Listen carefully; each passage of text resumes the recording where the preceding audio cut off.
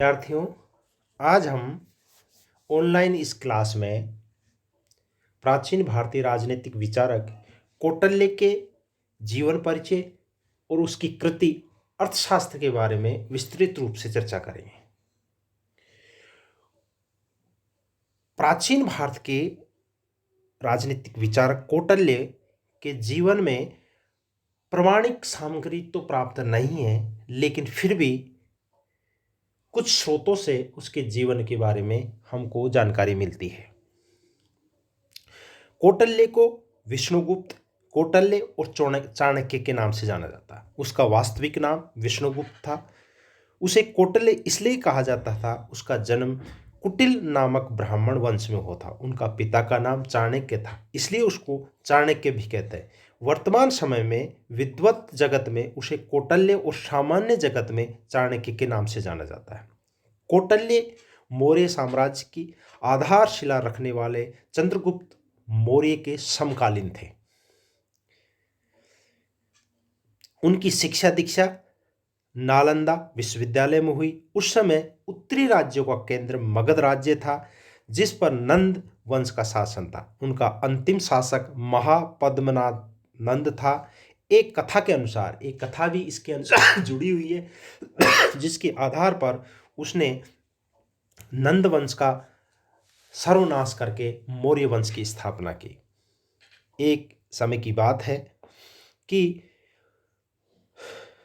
नंदवंश के शासक की उनके प्रधानमंत्री से अनबन थी।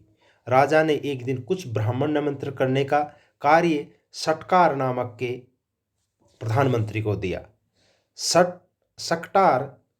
सकटार ने एक दिन उस काले शिखाधारी चाणक्य को पैरों में चुभ जाने वाली कांस नामक घास को समूल सहित नष्ट करते हुए देखा। अतः वह कौटिल्य को निमंत्रण दे आया और उसे सबसे ऊंचा स्थान दिया। कौटिल्य का रंग देखकर महापद्मनंद ने उसे अपमानित किया। जो कौटिल्य ने उस समय शिखा खोलकर प्रण लिया कि जब तक वह नंद वंश का नाश नहीं कर देगा, तब तक शिखा नहीं बांधूंगा। कौटिल्य एक ब्राह्मण था। तत्कालीन समय की परंपरा के अनुसार उसका अध्यापन और शस्त्र अस्त्र का ज्ञान शिक्षक का महत्वपूर्ण माना जाता था। उस समय की कदाचित ही कोई ऐसा शासक व मंत्री रहा हो जो इस महानतम कौटिल्य का शिष्य न रहा हो, इसके व्यक्तित्व और नीति से प्रभावित न हुआ। एक आदर्श अध्यापक के नाते वह स्वयं एक व्यवहारिक राजनीति का अलग ज्ञाता भी था, किंतु अनिच्छा होते हुए परिस्थितियों के दबाव में वे भारत के संपूर्ण राजनीति का केंद्र बन गए। इस समय यूनान के राजा सिकंदर ने भारत पर आक्रमण कर भारत के प्रमुख भागों पर अपना अधिकार जमा लिया। भारत उस समय अनेक छोटे छोटे संप्रभुता संपन्न राज्यों में विभक्त था। उसमें संगठन का नितांत अभाव था, जो परस्पर संघर्ष और कलह भी करते रहते थे। भारत पर जब सिकंदर ने आक्रमण किया, तब भारत के अनेक नरेशों ने अपने ही देशवासियों को हराने में सिकंदर की सहायता की। इस घटनाक्रम से कौटिल्य को अत्यधिक आघात पहुंचा और इस दुर्दशा से मुक्ति पाने के लिए उसने हिमालय और समुद्र के बीच की इस संपूर्ण आर्य भूमि को एक शासन तंत्र में पिरोना आवश्यक समझा। अपने इस लक्ष्य को दृष्टि में रखते हुए उसने अपने शिष्य चंद्रगुप्त मौर्य के द्वारा नंद वंश का विनाश कराकर महान अखिल भारतीय मौर्य साम्राज्य की आधारशिला रखी। उसके बाद उसके तत्कालीन परिस्थितियों की पृष्ठभूमि राजनीतिक विचारों को प्रकाशन करते हुए सुप्रसिद्ध ग्रंथ अर्थशास्त्र की रचना की। चंद्रगुप्त मौर्य कौटिल्य की सहायता से सम्राट बना था और कौटिल्य ने न केवल मौर्य साम्राज्य का महामंत्री, वरना सभी कुछ उसके हाथ में था। इतना होने के बाद में उन्होंने राज कार्य में हस्तक्षेप करना अपना कार्य नहीं समझा और उन्होंने एक आदर्श ब्राह्मण की भांति त्याग कर अपना जीवन व्यतीत किया। इस आधार पर हम कह सकते हैं कि कौटिल्य एक महान राजनीतिक चिंतक, एक महान शिक्षक, एक महान कूटनीतिज्ञ था। जिसके आधार पर इस बात को कहा जा सकता है। अब सबसे महत्वपूर्ण बात आती है बच्चों कि कौटिल्य ने अपने अर्थशास्त्र की रचना की। अर्थशास्त्र उनकी बुक है। नाम से तो ऐसा लगता है कि इस विषय में केवल अर्थ से संबंधित विषयों पर चर्चा की, लेकिन वास्तविक रूप से यह विषय अर्थशास्त्र, राजनीति और शासन कला का एक महत्वपूर्ण रचना है। अर्थात इसमें राजनीति और शासन कला के बारे में विस्तृत रूप से चर्चा की गई है। वस्तुतः अर्थशास्त्र का मूल रचयिता चंद्रगुप्त का गुरु कौटिल्य को माना जाता है। मौर्यकालीन समय ईसा से तीसरी शताब्दी पूर्व था। इस आधार पर हम कह सकते हैं कि चंद्रगुप्त मौर्य के समय ही कौटिल्य था और उन्होंने उसी समय इस अर्थशास्त्र रूपी महत्वपूर्ण रचना की लेखन किया।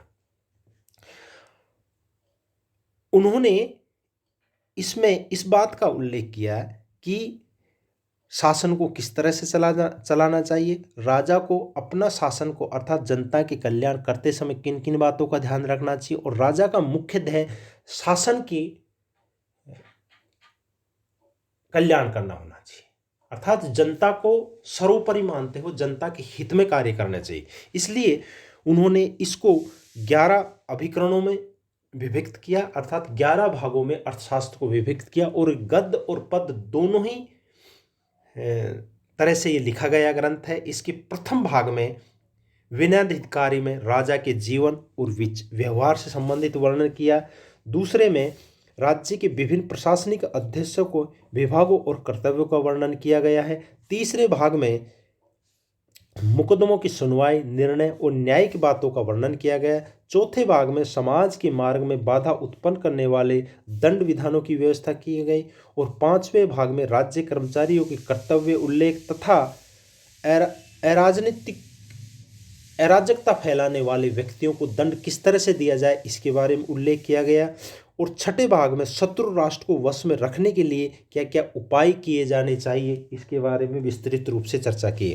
और सातवें भाग में शत्रुओं को प्रतिकार के उपाय बताए गए, और आठवें भाग में राज्य की विपत्तियों के मूल कारण और उसे दूर करने वाले उपाय बताए गए। और नौवें भाग में विजय के लिए प्रस्थान से पूर्व विचारणीय विषयों पर प्रकाश डाला गया। राजा को अपने विजय से संबंधित अभियान के लिए जाने से पूर्व किन किन बातों का ध्यान रखना चाहिए इस पर भी प्रकाश डाला गया। 10वें भाग में विजय के लिए युद्ध संबंधी नियम, और 11वें भाग में संघ राज्यों में फूट डालने की विधियां, और 12वें भाग में निर्बल राजाओं द्वारा सबल राजाओं के प्रतिकार के उपाय बताए गए, और 13वें भाग में शत्रुओं के दुर्गों पर विजय प्राप्त करने के उपाय बताए गए, और 14वें भाग में शत्रु पर विष, जादू टोना आदि की प्रयोग विधि को इन्होंने विस्तृत रूप से बताया। और 15वें अंतिम भाग में इसमें अर्थशास्त्र के अर्थ के सामान्य विवेचना से संबंधित इसमें अपना उल्लेख किया। इस आधार पर हम कह सकते हैं कि कौटिल्य का जो अर्थशास्त्र है वह शासन और राजनीति से संबंधित एक महत्वपूर्ण ग्रंथ है, जिसमें केवल शासन से संबंधित, शासक को किस तरह से शासन करना चाहिए, जनता का कल्याण किस तरह से करना चाहिए, जनता की कल्याण में ही शासक का कल्याण है, इस पर विस्तृत रूप से चर्चा की गई। कौटिल्य ने अर्थशास्त्र के प्रारंभ में जो 4 विद्याओं का उल्लेख किया, प्रथमतः आन्वीक्षिक दर्शन और तर्क है, दूसरी है त्रय धर्म और अधर्म के वेदों का ज्ञान है, तीसरी है वार्ता, कृषि और व्यापार आदि संबंधी, और चौथी है दंड नीति, शासन कला और राजनीति। अर्थशास्त्र का प्रतिपादन विषय ही दंड नीति है, अर्थात शासन और शासन कला की जो व्यवस्था उन्होंने दी गई है उसके बारे में विस्तृत रूप से चर्चा की। इस आधार पर हम कह सकते हैं कि कौटिल्य ने अपने अर्थशास्त्र में शासन कला और कूटनीति का प्रतिपादन किया। उन्होंने कहा कि राजा को अगर राज्य का हित चाहते हैं तो उसे धर्म से भी पृथक होने में कोई दिक्कत नहीं होनी चाहिए, अर्थात धर्मपरायण राजनीति को उन्होंने तिलांजलि दी। और इस आधार पर हम कह सकते हैं कि कौटिल्य को मैकियावेली के नज़दीक माना जाता है, और इस आधार पर उन्होंने अर्थशास्त्र की रचना की। प्राचीन कौटिल्य एक यथार्थवादी विचारक है, और उन्होंने इसका विशेष रूप से ध्यान रखा कि इसको सार्वजनिक जीवन में राजा को हमेशा जनता के कल्याण से संबंधित ही कार्य करना चाहिए। कौटिल्य ने न केवल राजनीतिक विचारों को प्रतिपादन किया, वरना उन्होंने व्यवहारिक कार्यों के आधार पर अपने एक सुदृढ़ और केंद्रीय शासन का भी इसमें उल्लेख किया। इस आधार पर हम कह सकते हैं कि भारत में कौटिल्य का पूर्व राजनीतिक बुद्धिमत्ता और शासन कला सिद्धांत अस्पष्ट रूप से इधर उधर बिखरे हुए थे। कौटिल्य ने इन सभी सिद्धांतों को एक स्थान पर एकत्रित कर शासन कला के एक पृथक और विशिष्ट विद्वानों की रचना करने का कार्य किया। इस दृष्टि से कौटिल्य का शासन कला और कूटनीति का एक महत्वपूर्ण प्रतिपादन किया। इससे यह साबित होता है कि कौटिल्य जब अपनी राजनीति में राजा को धर्म के अनुसार कार्य न करके व्यवहारिक अर्थात धर्म का तभी प्रयोग किया जाना चाहिए जब वो जनता के कल्याण में है और जनता के हित में है, अर्थात राजा के राज्य के हित में अगर धर्म को भी छोड़ना पड़े तो कौटिल्य ने इस बात के लिए राजा को स्वतंत्र छोड़ा है कि वो धर्म का भी छोड़ सकता है और राज्य का हित धर्म से ऊपर है। इस आधार पर हम कह सकते हैं कि कौटिल्य को मैकियावेली के नज़दीक मानते हुए इसकी शासन के सिद्धांतों को विस्तृत रूप से चर्चा की जा सकती है। इस आधार पर हम कह सकते हैं कि कौटिल्य चंद्रगुप्त मौर्य के काल से रहे थे और इन्होंने अर्थशास्त्र संबंधी एक महत्वपूर्ण कृति का रचना की जिसके 15 अध्याय थे और उनके गद्य और पद्य दोनों भागों में दोनों तरीके से लिखी गई है और जिसमें शासन और राजनीति से संबंधित विषयों पर विस्तृत रूप से चर्चा की है। जय हिंद, जय भारत।